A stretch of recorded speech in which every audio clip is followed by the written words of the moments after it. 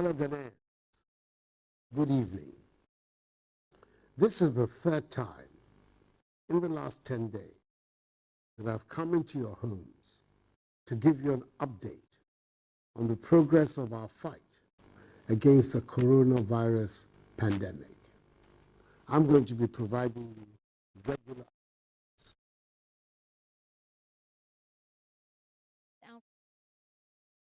about the enhanced measures taken by government to deal with which has so far infected 19 persons in the country. Unfortunately, one person who tested positive for the virus but had serious underlying health complications passed away in the early hours of today. I'm reliably informed that all the other 18 persons are doing well and are responding to treatment. Indeed, 8 of them are being managed from their homes in isolation. I am deeply humbled by the widespread nature of the support from you, the Ghanaian people, for the measures I have taken so far. Let me also commend both sides of Parliament for the expeditious and responsible manner in which they handled the passage of the Imposition of Restrictions Act, to which I have given assent. This morning, I chaired the daily interministerial committee meeting on our coronavirus response to review the current position. I'm encouraged by the numbers of Ghanaians who are observing the prescribed social distancing and enhanced hygiene protocols announced earlier. However, it's become necessary to take additional measures to stem the spread of the virus and protect the lives of our people. We must do everything within our power to contain the spread of the virus. Firstly, all our borders, that is by land, sea, and air, will be closed to human traffic for the next 2 weeks, beginning midnight on Sunday.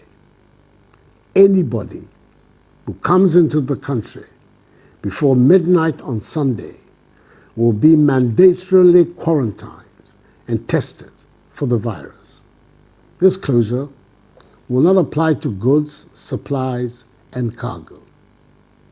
Secondly, the Ministry of Health will not only step up its contact tracing efforts, but will also see to it that all persons who have been identified as having come into contact with infected persons are tested for the virus. More personal protection equipment are being procured to beef up supplies for our frontline health workers. 50,000 additional test kits have been ordered and are expected in the country very shortly. Thirdly, the Ministry of Health is mobilizing new and retired healthcare professionals to augment our preparedness in dealing with the possible surge in infections. It is heartening to hear of the numbers of retired healthcare professionals who have stepped forward to offer their services. Just as it is to note the Ghanaian entrepreneurs who have responded to this crisis by producing greater quantities of sanitizers and Veronica buckets. Let me reiterate my appeal to members of the pharmaceutical industry to scale up their domestic production of pharmaceutical products. Government will do its best to support them. As I've stated before, there will be a constant review of the measures announced and, if necessary, enhanced. Fellow Ghanaians, the cases of localized infections require that we maintain strict self-discipline and continue to practice prescribed social distancing and enhanced protocols in all aspects of our daily lives. We must wash our hands regularly, use alcohol-based sanitizers, stop shaking hands, and avoid unnecessary close body contact. I am pleading with each and every one of you. Comply with these measures. Our survival is in our own hands. Whilst we continue to adhere to these measures and wrap up our efforts to defeat this virus, I urge all of us also to seek the face of the Almighty. So on Wednesday, 25th March 2020, I appeal to all Ghanaians, Christians and Muslims, to observe a national day of fasting and prayer. Let us pray to God to protect our nation and save us from this pandemic. I thank the men and women of God who prayed for the nation with me on Thursday and with the Vice President on Friday for their intervention. I applaud the efforts and courage of Ghanaians in the forefront of the fight against the virus. Health workers, immigration officials, customs officials, civil aviation officials, airport staff, port health officials, police and military personnel, and other essential service providers for this yeoman's work you're doing. Our nation is deeply in your debt.